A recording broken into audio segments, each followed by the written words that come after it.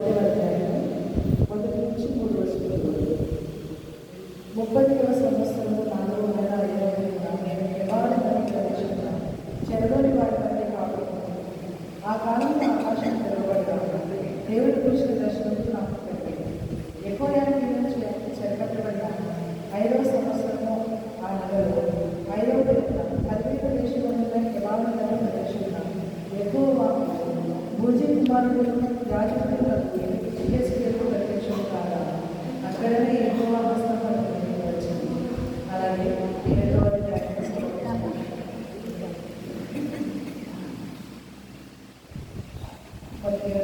4వ వచనం నుంచి 8వ వచనం. నేను చూడగా ఉత్తర దిక్కు నుండి తుఫాను వచ్చుచుండెను. మరియు గొప్ప మేఘములు గోడముల గుండెలుగా ఉన్న అగ్ని కనబడెను. కాంతి దాక్షులు ఆవరించుండెను.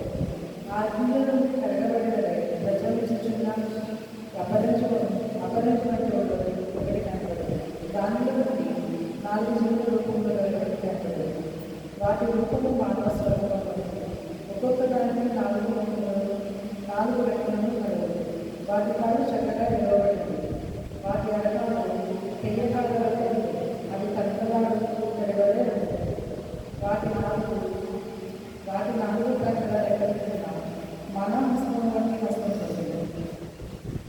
4 ముఖములు రెక్కలు ఉండేది. 2వ అధ్యాయం 3వ వచనం. ఆయన నాతో నరపుత్రుడ, నా మీద తిరుగుబాటు చేసిన జరిగిన ఇశ్రాయేలు దేవులకు పంపించుకున్నాను. వారును వారి పిల్లలలో నేటి వరకు నా మీద తిరుగుబాటు చేసిన వారు.